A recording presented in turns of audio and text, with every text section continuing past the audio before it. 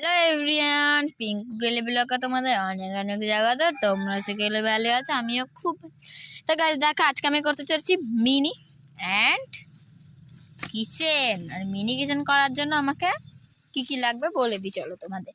এখানে আছে ধনেপাতা, পেঁয়াজ, লঙ্কা, লবণ, হলুদ, জল, চাল চাল লঙ্কার গুঁড়ো, জিরের গুঁড়ো, চামচ দুটো, মোমবাতি আমার এই যে চলে এসেছে। এবার না লবণ আছে তো,